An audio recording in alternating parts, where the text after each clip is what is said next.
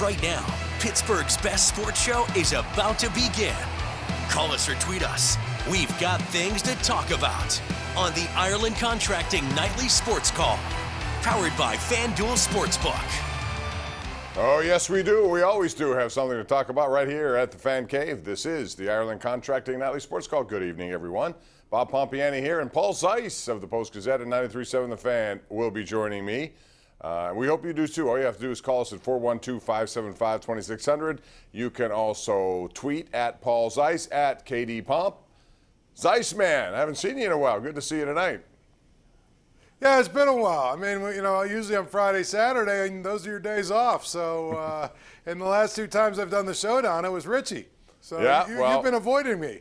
No, it's not that at all. I miss the opportunities to chat with you. You always bring it, and I'm sure you're going to do that tonight. So let's get right into it and talk about Ben Roethlisberger is going to play this weekend, and I think he should. I think actually he should probably play 3 or 4 series if it's up to me, just because I want to see with a new offensive line what they can do. I think that it's important to get a little bit of cohesion going on. What would be your way of playing Roethlisberger? How many series? How long would you keep him in there?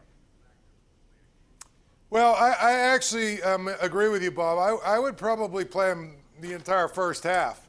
But that's me. I mean, I feel like, you know, this is the week you kind of get everybody ready to play.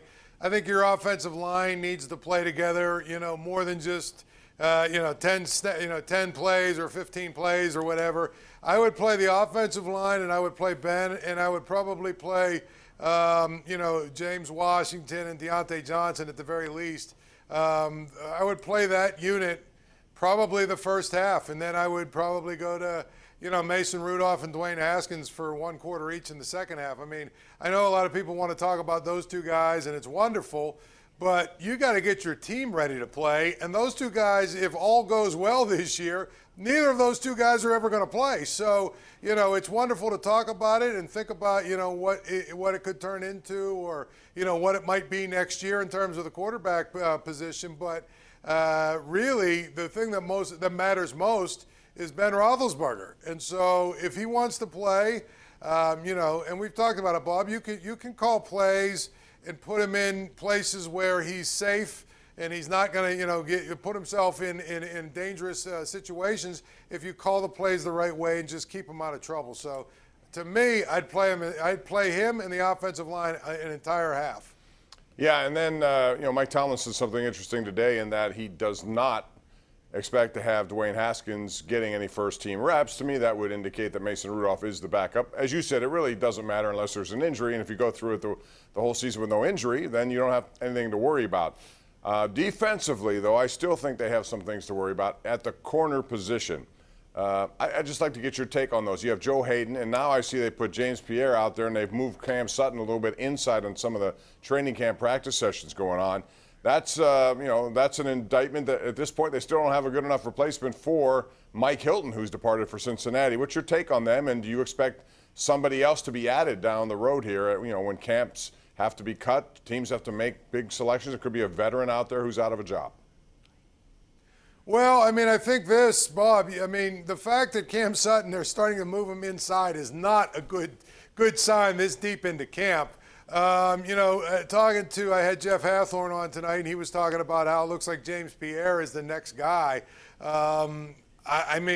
This is not a good situation, and it's pretty clear to me they're going to have to figure something out, and it might be a situation where they got to go out and get another guy, like you just said, from the waiver wire. They've been pretty good at the end of training camp of finding these veteran players, maybe guys that are salary cap casualties or whatever that have been cut, or part of a numbers game or whatever. They've been pretty good at finding those guys, and I think they might have to go out and do it one more time if they really want to solidify that defensive backfield. I think they're okay at safety, but I just don't know, Bob, if they've got enough corners, especially in today's game, to survive. You got one injury. You're one injury away from really being a disaster. We'll take a break on that note. We'll come back. We have more calls about the Steelers coming up. We'll also get into some of the stuff going on with baseball, and anything you'd like to talk about is fair game as well. So call us at 412-575-2600. That puts you in touch with us. We're live as we are every single night of the week right here on Pittsburgh CW with the Ireland Contracting Nightly Sports Call. Back in a flash.